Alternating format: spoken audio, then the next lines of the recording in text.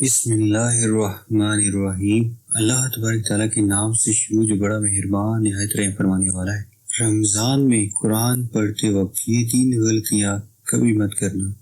قرآن حکیم وہ واحد کتاب ہے جس کے ایک حرف کی تلاوت 10 نیکیوں کے برابر ہے۔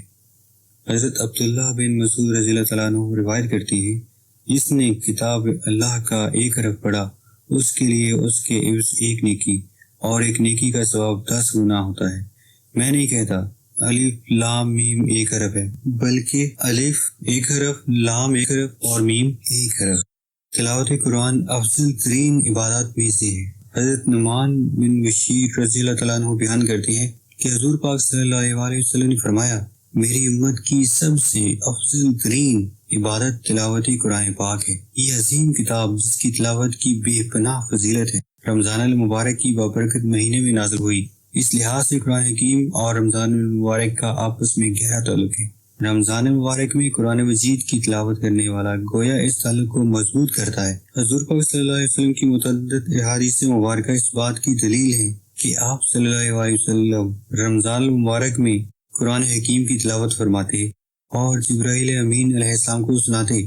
حضرت عبداللہ بن عباس رضی اللہ عنہ سے مروی ہے، حضرت جبرائیل امین رمضان کی ہر رات میں آپ صلی اللہ علیہ وسلم سے ملاقات کرتے اور آپ صلی اللہ علیہ وسلم کے ساتھ قرآن کا دور کرتے۔ مزید روز قیامت تلاوت قرآن کا اہتمام کرنے والوں اور اس کے معنی سمجھنے والوں کی شفاعت خود قرآن حکیم فرمائے گا۔ حضرت عبداللہ بن عمر رضی اللہ عنہ بیان کرتے ہیں کہ حضور پاک صلی اللہ علیہ وسلم نے فرمایا، قیامت کے دن روزہ اور قرآن پاک دونوں بننے کے لیے شفاعت کریں گے۔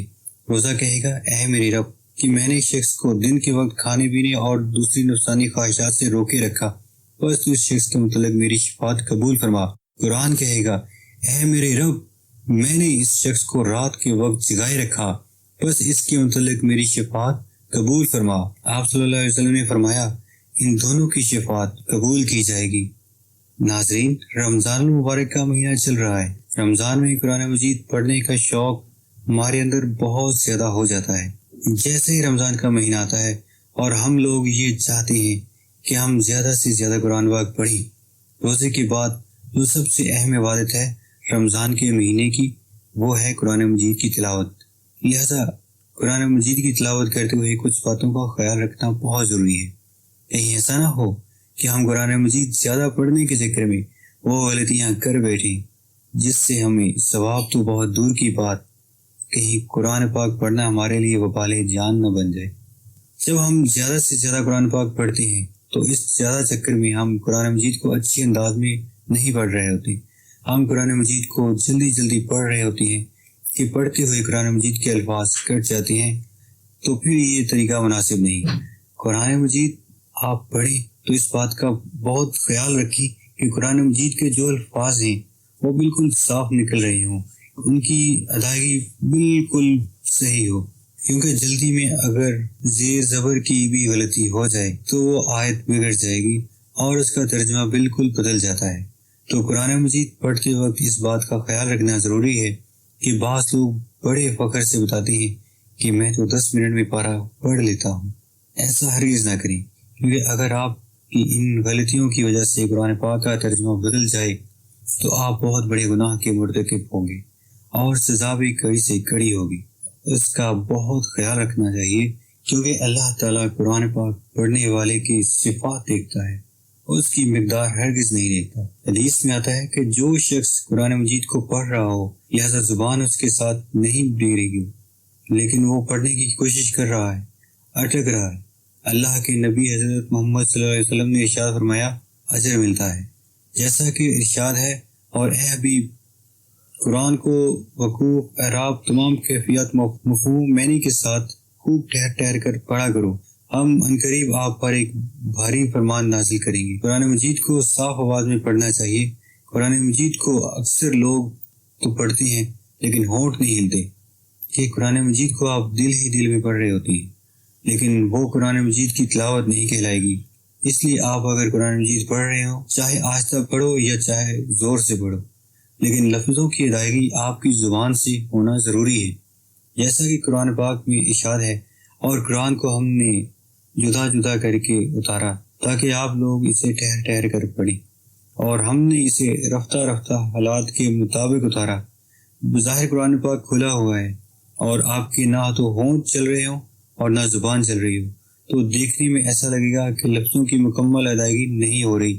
اکثر لوگ بالکل ہونٹ بند رکھتے ہیں، ان کے ہونٹ حرکت نہیں کر رہے، بس نظریں چل رہی ہیں کہ بس لائنوں پر نظر چل رہی ہوتی ہے۔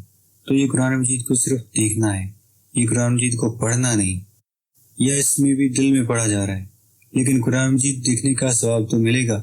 دل ہی دل میں قرآن مجید پڑھنے کا ثواب مل سکتا ہے، لیکن قرآن مجید پڑھنے کا جو اصل ثواب وہ آپ کو نہیں ملے گا۔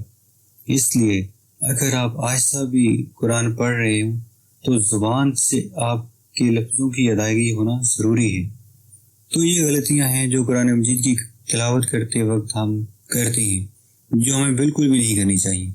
حضرت ابو ہریرہ رضی اللہ عنہ بیان کرتے ہیں کہ حضور پاک صلی اللہ علیہ وسلم کے ساتھ حضرت جبرائیل علیہ السلام سال میں ایک دفعہ قرآن کریم کا دور کیا کرتے تھے، لیکن جس سال آپ صلی اللہ علیہ وسلم کا وصال مبارک ہوا اس سال 2 مرتبہ دور کیا۔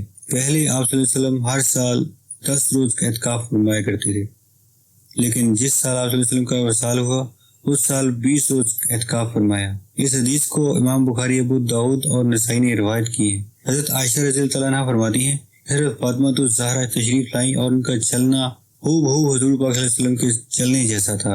آپ صلی اللہ علیہ وسلم نے اپنی لخت جگر کو خوش آمدید کہا اور اپنے دائیں یا بائیں جانب بٹھا لیا، پھر چپکے سے ان سے کوئی بات کہی تو وہ رونے لگی۔